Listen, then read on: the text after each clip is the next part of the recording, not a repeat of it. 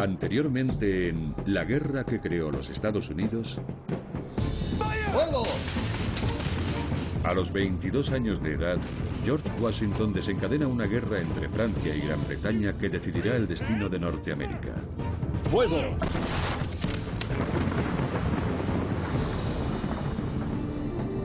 Pero son los pueblos nativos los que decidirán el resultado del conflicto. Ninguno de los dos bandos podrá ganar sin ellos. ¡Defended las líneas! ¡Defended las líneas! La arrogancia lleva a los británicos a una sangrienta derrota en el río Monongahela. Muchos indios se unen a los franceses, el bando ganador.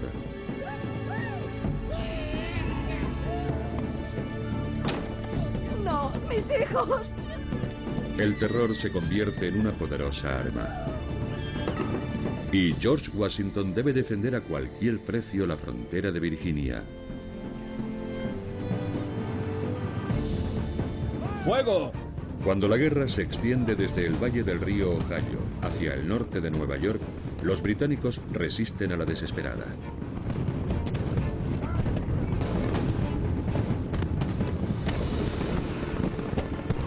Tras una honrosa rendición, el general inglés derrotado agasaja generosamente a los vencedores franceses.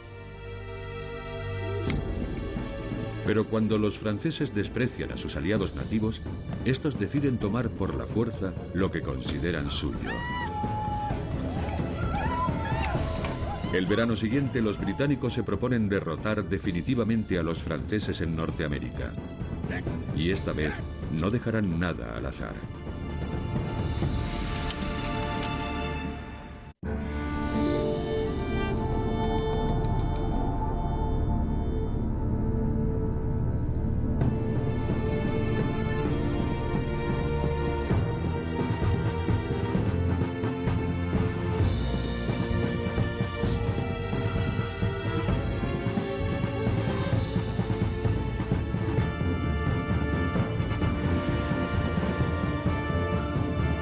La guerra que creó los Estados Unidos.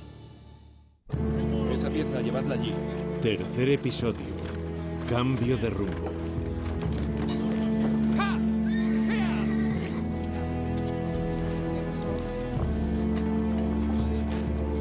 Aquí. Amárralo bien.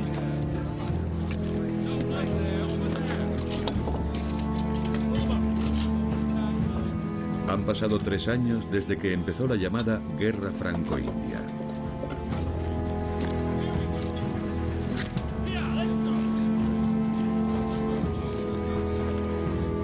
Tras una serie de humillantes derrotas a manos de los franceses, los británicos han nombrado a un nuevo comandante en jefe. El general de división James Abercrombie dirige el mayor ejército jamás visto en Norteamérica, con más de 15.000 hombres y 18 grandes cañones de asedio. Más que suficiente para aplastar a las fuerzas francesas. Su plan es seguir la gran vía fluvial que lleva desde la ciudad de Nueva York hasta Montreal, el corazón del Canadá francés. En el camino tendrá que tomar Fort Carillon, un fuerte francés al que los ingleses llaman Fort Ticonderoga, que defiende el estratégico paso entre el lago George y el lago Champlain.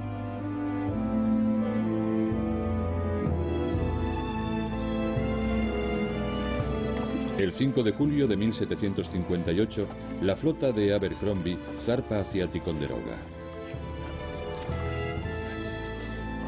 1000 barcas cubren el lago George de una orilla a otra.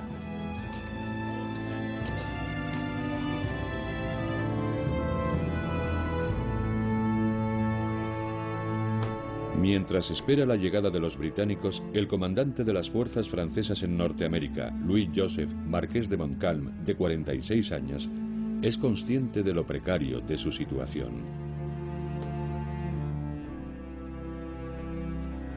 Nos enfrentamos a la inminente pérdida de Canadá. Los ingleses tienen 20 batallones.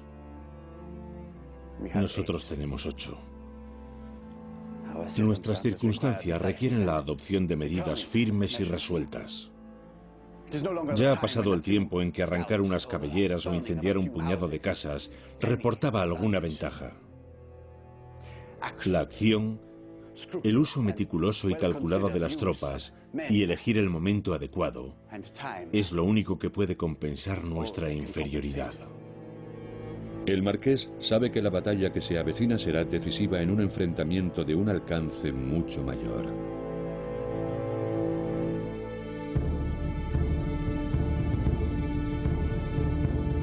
Comenzó en Norteamérica, pero en 1758 ya se ha convertido en un conflicto global. Francia y Gran Bretaña y sus respectivos aliados están combatiendo en Alemania por el dominio del norte de Europa.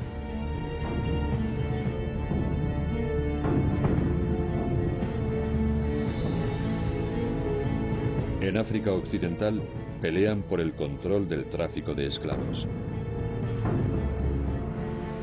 E incluso en la lejana India batallan por un pedazo de Asia. Pasará a la historia como la Guerra de los 7 Años. Una gran conflagración que decidirá quién va a gobernar el mayor imperio del mundo desde la antigua Roma. ¿El rey británico Jorge II, un protestante? ¿O el monarca francés Luis XV, un católico?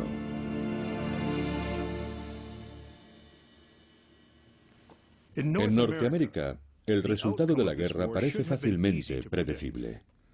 Los británicos superan a los franceses en una proporción de 18-1. Pero lo que no tiene Gran Bretaña es lo que más necesita: el apoyo de las naciones indias.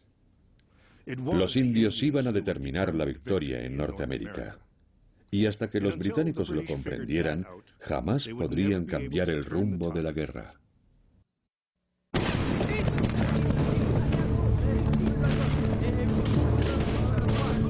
En este momento, las principales acciones bélicas se desarrollan en el noreste. Pero hay otro frente, casi olvidado, en la frontera occidental. Allí es donde George Washington lleva destacado ya 2 años. Con tan solo 25 años, es el comandante del regimiento de Virginia, una fuerza infradotada con órdenes de defender la frontera de los ataques indios. Pero su enemigo es muy escurridizo. Y hasta ahora la campaña ha sido un fracaso y una fuente de frustración. Estoy cansado de este lugar, de sus habitantes y de la vida que llevo aquí. Hasta ahora solo tiene en su haber una intervención militar que no haya sido un fracaso. Una escaramuza con los franceses que prácticamente desencadenó esta guerra.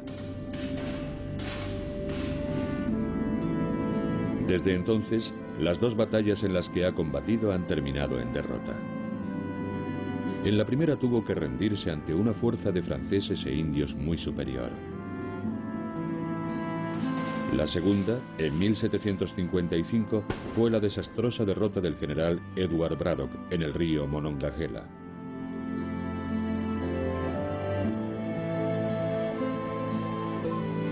Su carrera militar se encuentra en un punto muerto y su salud se va deteriorando.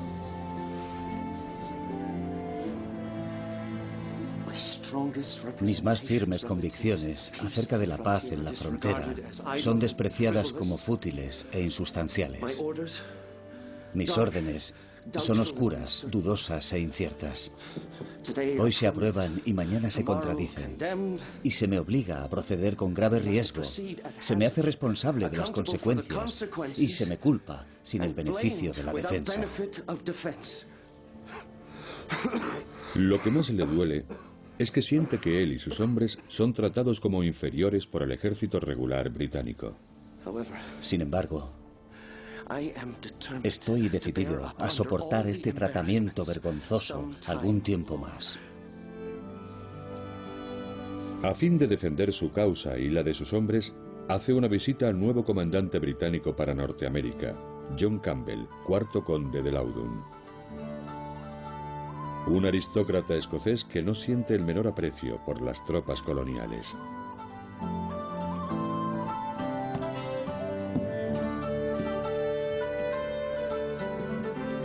Washington espera poder superar la desventaja de haber nacido americano. Considera que sus servicios le han hecho merecedor de un grado de oficial en el ejército regular británico, y no simplemente en las fuerzas coloniales. Washington escribe una carta al general antes de su visita. Aunque no tengo el honor de ser conocido por su señoría, su nombre me es muy familiar a causa de los importantes servicios realizados por usted en nombre de su majestad en otras partes del mundo. No crea, su señoría, que pretendo halagarle, pues soy por naturaleza honesto y estoy libre de malicia. Pero no funciona. Loudon le hace esperar varios días, hasta que finalmente le concede una audiencia. No hay constancia de lo hablado en la reunión, pero es evidente que no resultó como Washington esperaba. Señoría, confío en que habrá tenido la oportunidad de estudiar mi petición. Coronel Washington, no veo razón para alterar las disposiciones actuales. El regimiento realiza una función útil en la frontera y por ello ordeno que continúe haciéndolo. Pero, señoría, mantendrá su posición en Winchester. Puede que este fuera el momento más bajo de la vida del joven militar. 100 hombres en... Nunca volverá a intentar formar parte del ejército británico. 100 en el curso superior. Aquejado de disentería crónica y temeroso de haber contraído la tuberculosis, escucha cómo Loudon le ordena permanecer en la olvidada frontera occidental indefinidamente. Eso es todo, coronel. Gracias. En enero de 1758 se licencia por enfermedad y regresa a casa para administrar Mount Vernon, la extensa propiedad que ha heredado. Desafortunado en la guerra, también lo es en el amor. La mujer que amaba, una conocida belleza llamada Sally Fairfax, se ha casado con uno de sus mejores amigos. Mientras tanto, Loudon tiene sus propios problemas. Necesita hombres y dinero para luchar contra los franceses, pero las asambleas coloniales no colaboran. Massachusetts está siendo especialmente difícil. ¿Cómo vamos en buena conciencia a hacer participar a nuestros hombres en este conflicto? Los legisladores coloniales exigen los mismos derechos que históricamente poseen todos los súbditos británicos del rey, entre ellos, aprobar los impuestos que se les aplican. Si su señoría o cualquiera nos ordena pagar un penique y cedemos, después podrá ordenarnos que paguemos 1 libra. ¡Eso es! ¡Que se vaya al cuerno con sus tropas! Loudon no alcanzaba a comprender que aquellos colonos pudieran negarse a obedecerle. Pero eso fue lo que hicieron. Dinero y principios estaban abriendo una brecha entre los británicos y los colonos, que temían que esta costosa guerra llevara a la bancarrota a sus gobiernos. Pero más que eso, temían que les arrebataran sus derechos. Los colonos estaban advirtiendo a la corona que no iban a consentir que les trataran como a inferiores. Se consideraban súbditos de pleno derecho del rey. Simplemente vivían en la orilla occidental del Atlántico.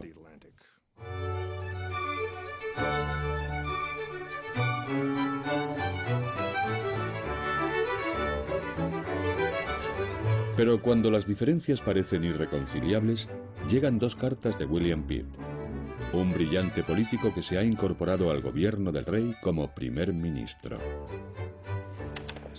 Señor, habiendo considerado el rey pertinente que el conde de Loudon regrese a Inglaterra... La primera carta notifica la retirada de Loudon. Pero lo mejor es que la segunda promete el reembolso de los gastos militares. Aprovisionar a todos los hombres reclutados con armas, munición y tiendas. Garantizando a los colonos la mayor parte de lo que pedían, Pitt consigue desbloquear la situación. A diferencia de sus predecesores, comprende que los colonos ansían ser reconocidos como miembros leales del Imperio Británico.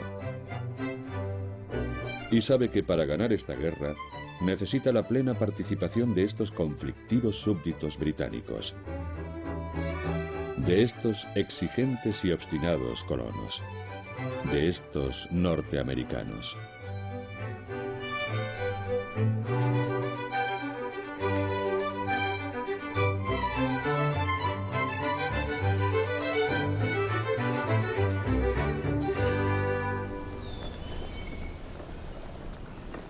El cambio de política de Pitt aumenta decisivamente las posibilidades de Gran Bretaña de ganar la guerra. Miles de colonos se incorporan al ejército del general Abercrombie. En julio de 1758, cuando se dispone a atacar Fort Ticonderoga, cuenta con un ejército de casi 16.000 hombres, más que la totalidad de la población de Boston. Como auténticos aliados, los colonos combatirán junto a los casacas rojas británicos. El 6 de julio, Abercrombie desembarca con su gran ejército en el extremo norte del lago George, a pocos kilómetros de Fort Ticonderoga. ¡Desarmen bayonetas! Entonces se detiene para reagrupar a sus tropas y espera un día entero. Ese día de margen proporciona una inesperada oportunidad al marqués de Montcalm. Con una inferioridad numérica de 5-1 y casi sin provisiones, sabe que el fuerte no podrá resistir el fuego de la artillería británica y decide tomar medidas desesperadas. Ordena a sus hombres salir del fuerte y avanzar 1,5 kilómetros hacia los británicos. En lo alto de una colina levanta una muralla defensiva de troncos y delante de ella una barrera de árboles abatidos y estacas afiladas. Un abatis.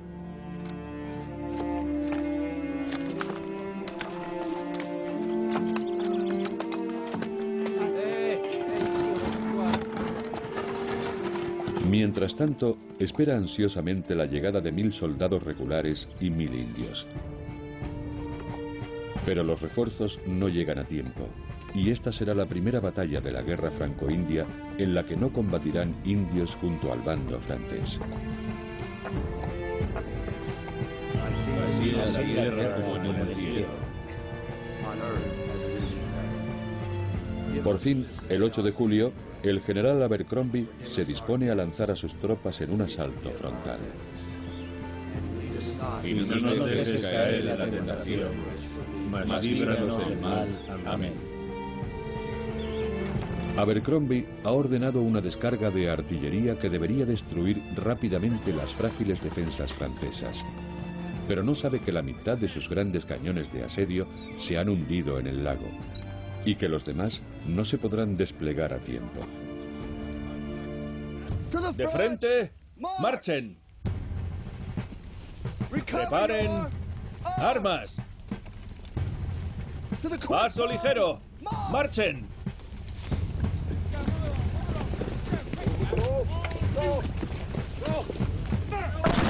Poco después del mediodía, los disciplinados casacas rojas marchan colina arriba hacia las defensas francesas, apoyados por los soldados americanos.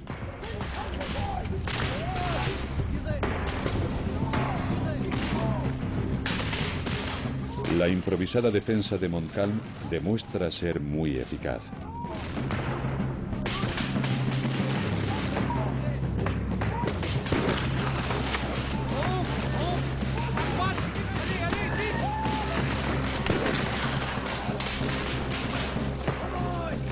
Los británicos avanzan con dolorosa lentitud.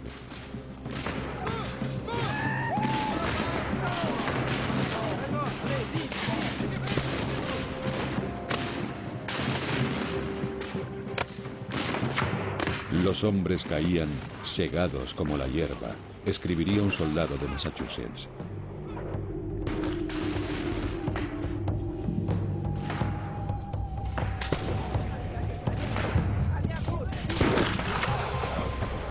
La tierra estaba cubierta de muertos y moribundos. ¡Davy! Uno no podía mantenerse erguido.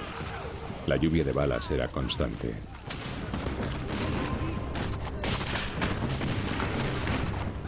¡Seguid avanzando! ¡Seguid avanzando! ¡Fuego! ¡Vamos! ¡Fuego! Podía oírles gritar. Y los veía morir a mi alrededor.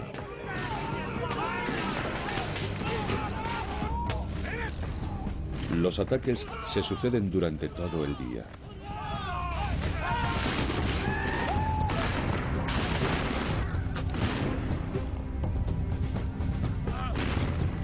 La matanza se prolonga casi 8 horas. Los formidables Highlanders escoceses son los únicos que llegan hasta la muralla francesa, pero ni siquiera ellos consiguen atravesarla.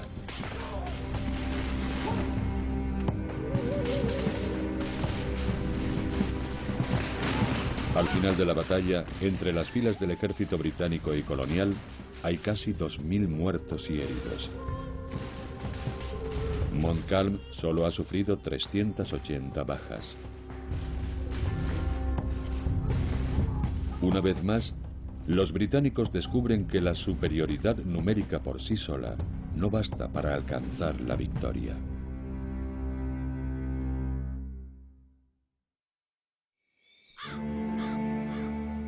Quel beau jour pour la France. Sin los indios, ni apenas tropas canadienses o coloniales, he derrotado a un ejército de 25.000 hombres. Este glorioso día rinde un honor infinito al valor de nuestros batallones. ¡Qué soldados los nuestros! Jamás los he visto iguales. Las fuerzas de Montcalm, en notable inferioridad, han obligado a retirarse al gran ejército británico. Los franceses encuentran numerosos zapatos de soldados británicos hundidos en el barro. Los casacas rojas huían tan rápido que ni siquiera se detenían a recuperarlos. Pero la asombrosa victoria de Montcalm es relativa. Sin refuerzos ni suministros, no puede perseguir a los británicos.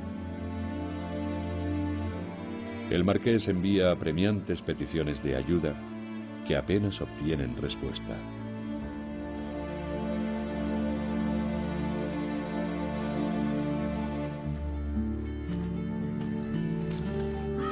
La derrota de Ticonderoga acaba con las esperanzas británicas de una rápida victoria y con la reputación del general Abercrombie. Tras el desastre, llega una audaz propuesta de un protagonista inesperado, un coronel nacido en Norteamérica llamado John Bradstreet. Este sugiere un arriesgado golpe al corazón de la colonia franco-canadiense. Para ello, parte con un pequeño ejército desde el lago George, rumbo a la orilla oriental del lago Ontario. Un viaje de 400 kilómetros a través de territorio iroqués. Sus soldados son casi exclusivamente colonos de Nueva York, Massachusetts, Nueva Jersey y Rhode Island. Todos desean demostrar lo que los americanos pueden hacer por la causa británica. Su objetivo es Fort Frontenac, en la cabecera del río San Lorenzo.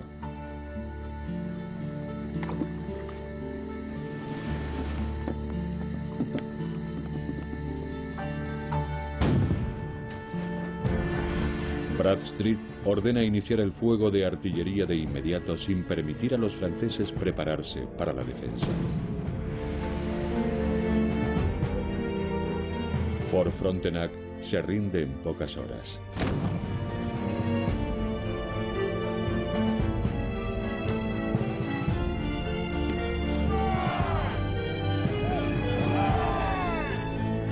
En el interior del fuerte encuentran provisiones, cañones y mosquetes destinados al suministro de los puestos avanzados del oeste de Canadá.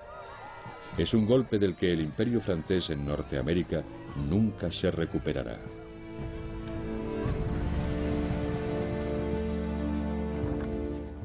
Fort Frontenac ha caído. Nada menos que nuestra principal base de aprovisionamiento para todo el norte.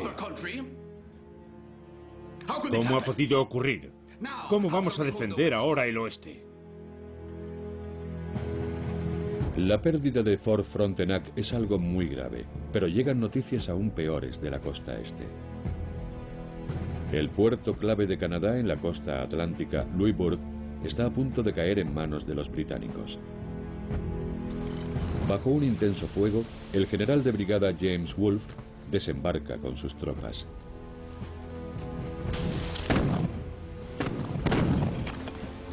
Durante 6 semanas, las fuerzas angloamericanas asedian la ciudad fuertemente defendida.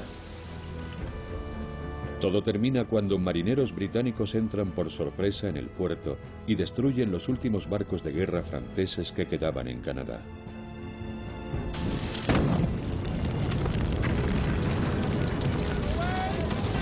A los franceses no les queda otra alternativa que rendirse. La caída de Louisbourg marca un punto de inflexión en la guerra franco-india. Si Francia no puede contener a los británicos, la pérdida de Canadá puede estar muy cerca.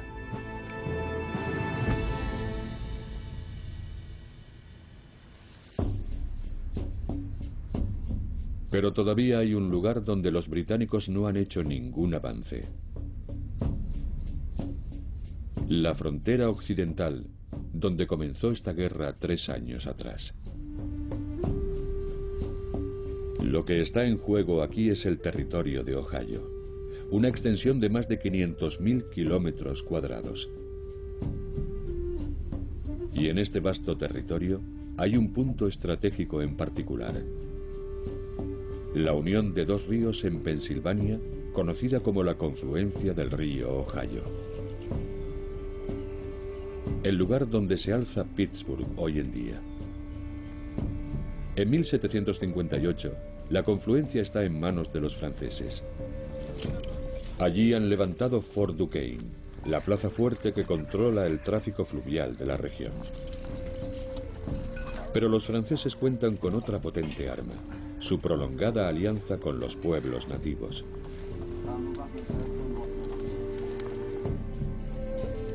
Docenas de naciones indias coexisten en el este de Norteamérica. Durante siglo y medio, los franceses han comerciado con muchas de ellas y combatido a su lado. Ahora, en esta guerra para determinar quién controlará Norteamérica, conservar la lealtad de estos aliados indios es la única esperanza de Francia. Esto es algo que al comandante francés le cuesta aceptar. Montcalm es un general de la vieja escuela que quiere combatir a la europea, no hacer la guerre sauvage, como llama al estilo indio de luchar.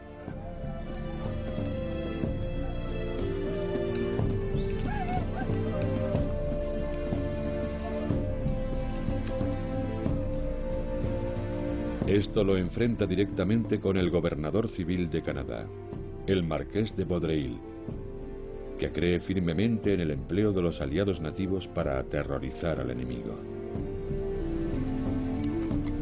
Para los indios, mantener la alianza con los franceses es una estrategia de supervivencia.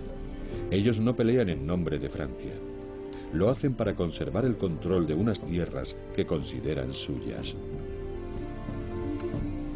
Y parece menos probable que intenten arrebatárselas los franceses que los ingleses. A los ojos de la mayoría de los colonos y soldados británicos, los nativos de Norteamérica son salvajes dispuestos a arrancar cabelleras, asesinar o tomar cautivos blancos a la menor oportunidad. La verdad es que los indios sí toman cautivos entre los colonos de la frontera, pero a menudo las víctimas tienen menos que temer de lo que creen. Una de ellas, Susanna Johnson, escribió sus experiencias como prisionera de los Abenaki.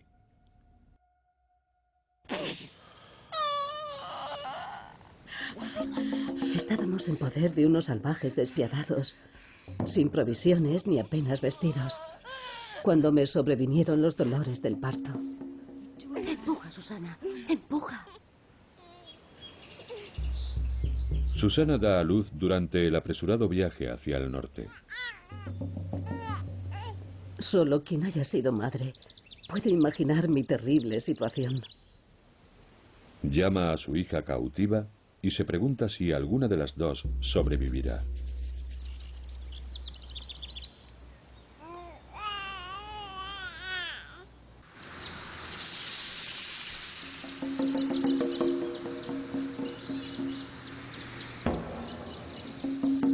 Cuando los guerreros regresan de una expedición contra el enemigo, los cautivos son presentados como expresión del triunfo y adornados de la mejor manera posible. En su poblado, los Abenaki preparan el ritual con el que se recibe a los nuevos cautivos.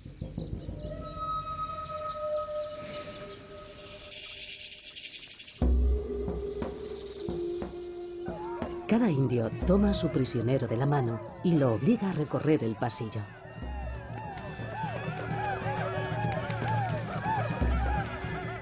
Esperábamos que nos apalearan con saña, pero apenas nos dieron unas palmadas en el hombro. Entonces me presentaron a mi nueva familia y me dijeron que debía llamarles hermanos y hermanas. Los hechos que narra Susana revelan una de las muchas ironías que se dieron durante esta guerra en Norteamérica. Después de varios meses con su familia adoptiva Abenaki, es liberada, o más bien comprada por los franceses y llevada a vivir como prisionera de los canadienses en Montreal. La historia de Susana no es nada excepcional. Los franceses gastaban considerables sumas de dinero en el rescate de cautivos. En el Canadá francés, la guerra ha traído consigo una grave escasez de mano de obra. Los cautivos ayudan a mitigar el problema. Para los indios, la captura de prisioneros se convierte en una fuente de recursos vitales para su supervivencia. Voici 3 lettres de Monsieur de Vaudreuil. La fortaleza de Louisbourg ha caído. Ahora el camino a Quebec está totalmente abierto. Sin duda los ingleses nos harán una visita el año que viene. Las victorias británicas en el río San Lorenzo han hecho vulnerable a Canadá. Montcalm sabe que el lazo se está estrechando. Aún tenemos Niágara, sólidamente fortificado. Cierto. Pero ¿cómo lo aprovisionaremos? Monsieur Bradstreet amablemente ha destruido nuestra flota en Frontenac. Tenemos que construir más barcos o perderemos el control del lago Ontario. Y por si esto fuera poco, los funcionarios corruptos están sangrando el sistema de aprovisionamiento hasta el punto de hacer peligrar el esfuerzo bélico. En el centro de esta trama está François Bigot, un afable caballero con una notoria afición al juego.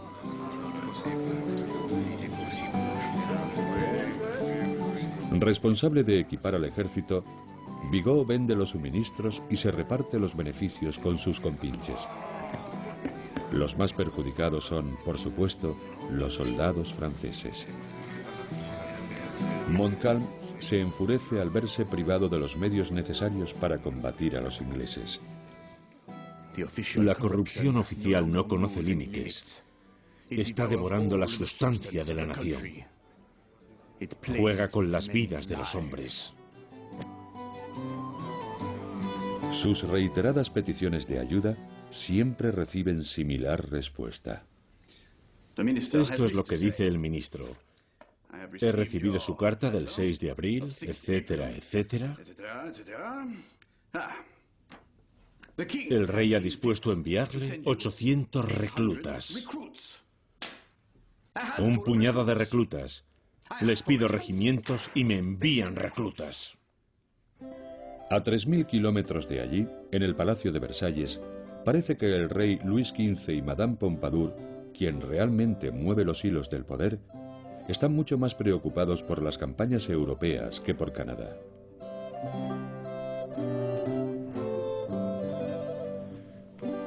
El hecho es que Francia se encuentra inmersa en una costosa guerra en Europa que debería haber ganado con facilidad. Pero no ha sido así. En 1758, las arcas francesas están vacías y Luis XV necesita desesperadamente una victoria en Europa. Montcalm y Norteamérica tendrán que esperar. En respuesta a las insistentes peticiones de Montcalm, un ministro del rey transmite el mensaje con claridad. Cuando la casa está ardiendo, uno no puede preocuparse por el establo, Monsieur. No sé cuánto tiempo podremos seguir así. No hay un solo soldado que no sienta las punzadas del hambre. No se puede pedir a los hombres que sean valientes cuando están débiles por falta de pan.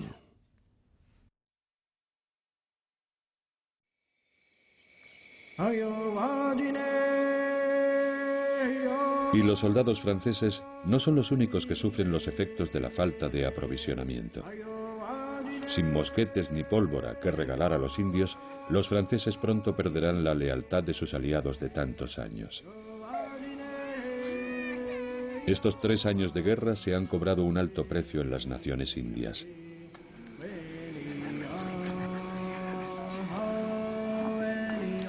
La viruela diezma poblados enteros.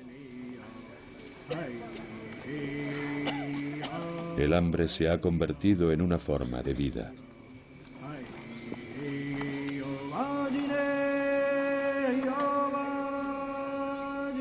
Firmar la paz con los ingleses puede ser una cuestión de supervivencia.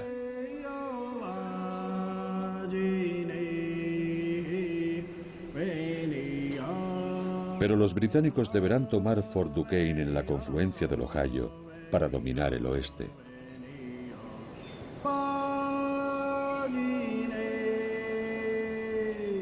El sonado fracaso del general Braddock en su intento de tomar la confluencia en 1755 ha hecho que el alto mando británico no esté dispuesto a correr riesgos, ni a repetir sus errores. Por ello, en 1758, con Fort Duquesne de nuevo en su punto de mira, envía a un general que no se hace ilusiones sobre el desafío al que se enfrenta. Este país es una inmensa extensión salvaje y deshabitada. La vegetación lo cubre todo. No se puede ver nada a más de 20 metros.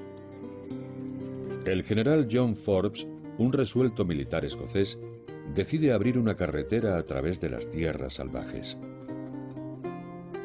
Y levantará un fuerte o puesto avanzado cada 80 kilómetros entre Filadelfia y la confluencia del Ohio. Una estrategia concebida para evitar el desastre sufrido por Braddock.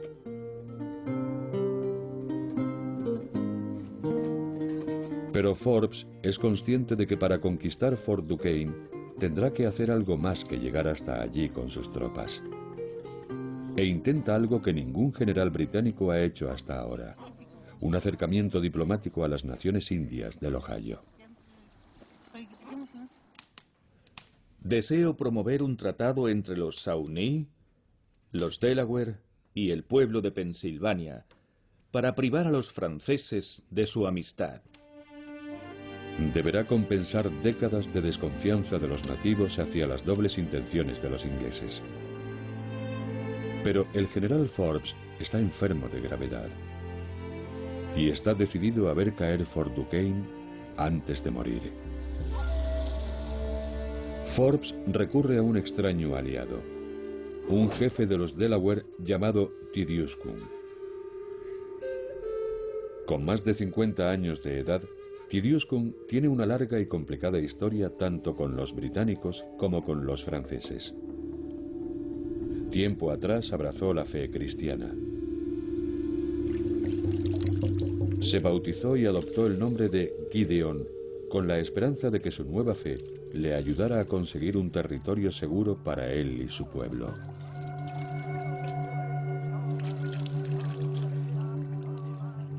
Estoy posado como un pájaro sobre una rama. Miro a mi alrededor y no sé a dónde ir. Así pues bajaré a tierra y la haré mía. Y tendré un hogar para siempre.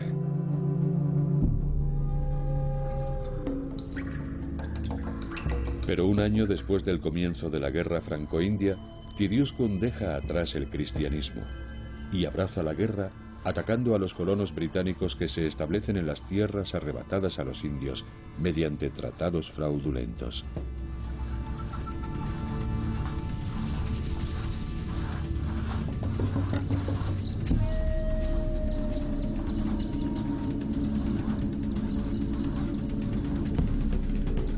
La guerra le parece la mejor forma de enviar el mensaje de que él y su pueblo son una fuerza que debe ser respetada. Esta misma tierra que tengo bajo mis pies era nuestro territorio y nuestra herencia.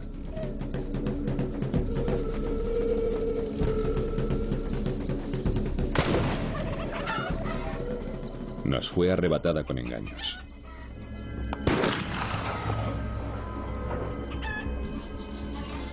Y los indios hemos sufrido por ello.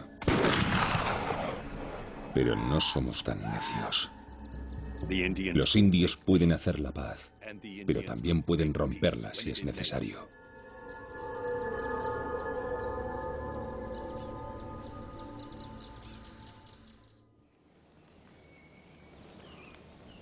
Tidiuskun pone un gran empeño en alcanzar sus fines, pero la realidad de la guerra lo hace muy difícil.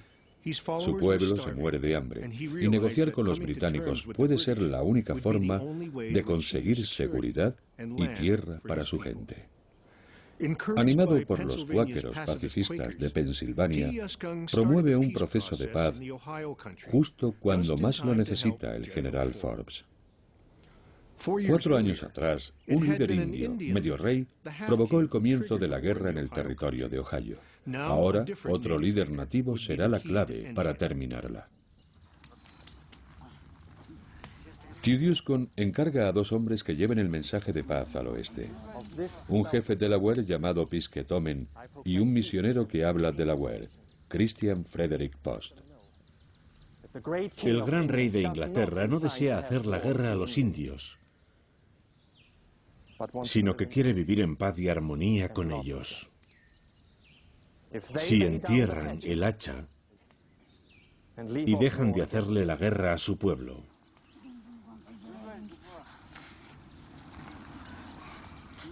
me han dicho, ¿por qué venís a pelear a nuestra tierra?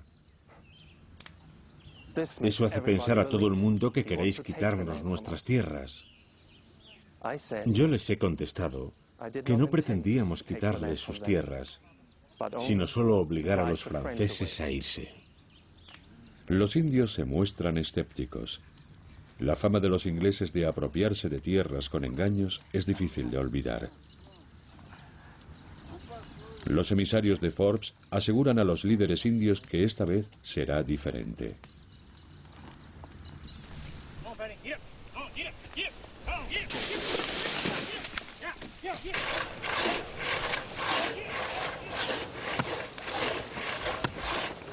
Mientras los diplomáticos hacen su trabajo, el general Forbes continúa abriendo su carretera hacia Fort Duquesne.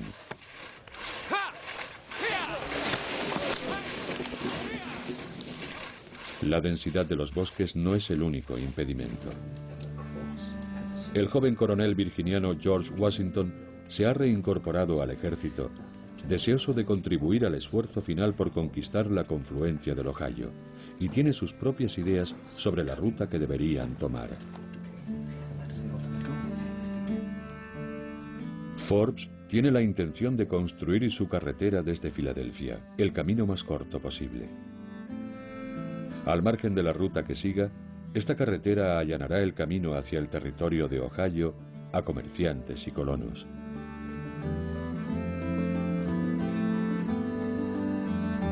Washington presiona a Forbes para que cambie de planes y siga la misma ruta que el general Braddock desde el sur, lo que favorecería a Virginia. Y no se molesta en ocultar lo que opina de Forbes. La conducta de nuestros líderes adolece de algo a lo que no me molestaré en poner nombre. Una carta escrita por Washington llega a manos de Forbes.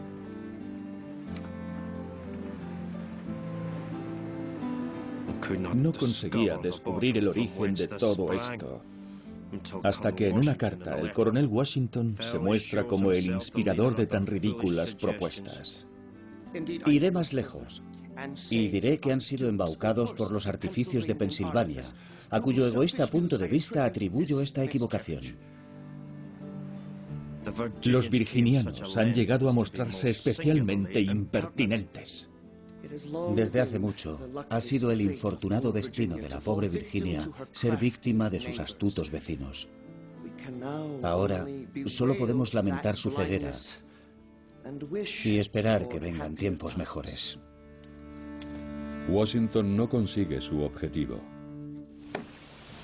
La carretera de Forbes acaba trazando el camino que finalmente se convertirá en la autopista de Pensilvania. En otoño de 1758, Forbes cosecha el fruto de sus esfuerzos diplomáticos. Los colonos firman un tratado histórico con varias naciones indias. Pensilvania se compromete a no establecer nuevos asentamientos al oeste de las montañas de Allegheny, y los indios prometen la paz. Kosciuszko es una figura clave en el acercamiento de ambas partes. A cambio, se le garantizan miles de hectáreas para que su pueblo forme una comunidad agrícola. Por fin, la coexistencia pacífica con el hombre blanco parece estar al alcance de la mano.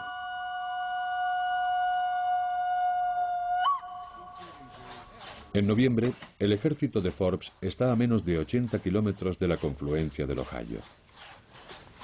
Se encuentra en Ligonier, la base para el asalto final a Fort Duquesne.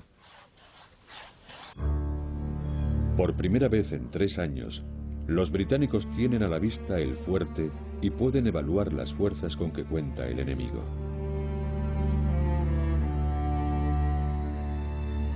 Para que nada entorpezca el asalto, Forbes envía 2 unidades a perseguir a varias partidas de rebeldes que acosan obstinadamente a los británicos. George Washington manda uno de los grupos. Al mando del otro está su amigo, el coronel George Mercer.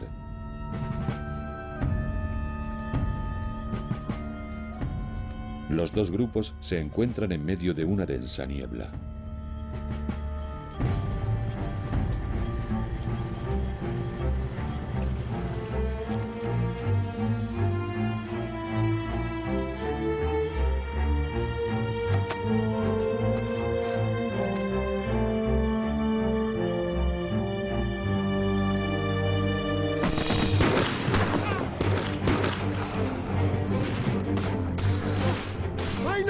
Buscad un objetivo y mantened el fuego. ¡Es Mercer! ¡Alto el fuego, soldados! ¡Es Mercer! Cuando la niebla se despeja durante unos segundos, Washington repara en el terrible error. ¡Alto el fuego!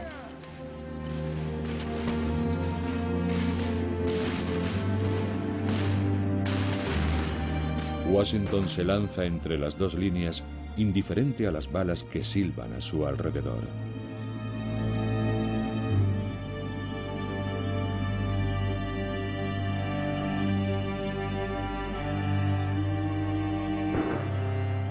Cuando termina la escaramuza, 2 oficiales y 38 soldados están muertos o heridos.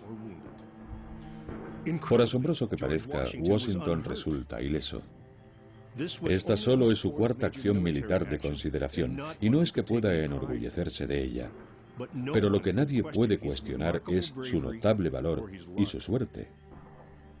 Años después afirmaría que este había sido el momento de mayor peligro de su vida. Y se preguntaba si la providencia lo había protegido, porque lo reservaba para otro propósito.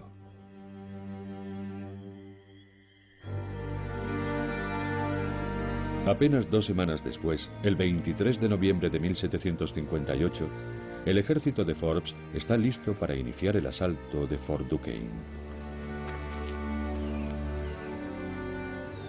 Pero en lugar de librar una batalla que saben perdida de antemano, los franceses destruyen el fuerte y se retiran a Canadá.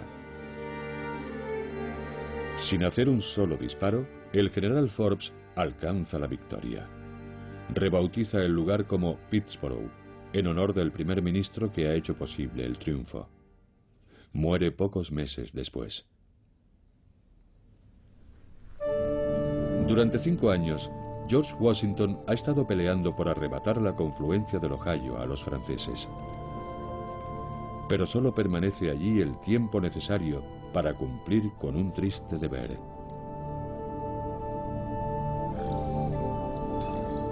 Regresar al campo de batalla donde el general Braddock y cientos de soldados murieron años atrás. Los hombres de Washington entierran sus restos con todos los honores militares.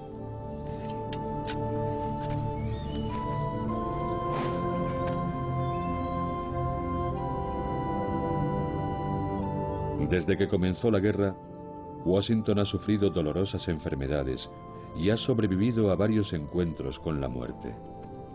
Ha cometido varias equivocaciones de importancia y participado en la mayor derrota de Gran Bretaña en Norteamérica.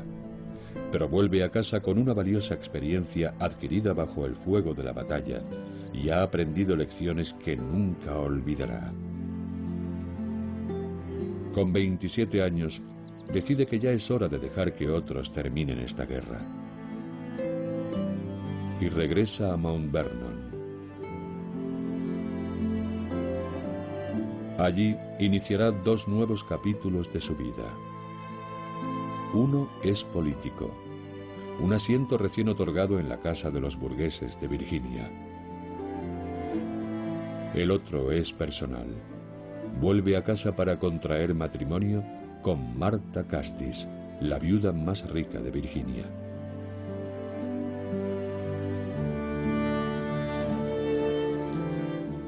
La guerra no suele tener finales felices, pero para George Washington este está muy cerca de serlo. Durante su estancia en el ejército, se ha ganado el respeto de los hombres que han servido a sus órdenes. Y lo que quizá es más importante, ha conseguido lo que se había propuesto. Para los británicos, 1758 fue el año que cambió el rumbo de la guerra. Finalmente, el imperio que tanto ansiaban estaba a su alcance. Pero conseguirlo iba a resultar más doloroso de lo que nadie podía imaginar.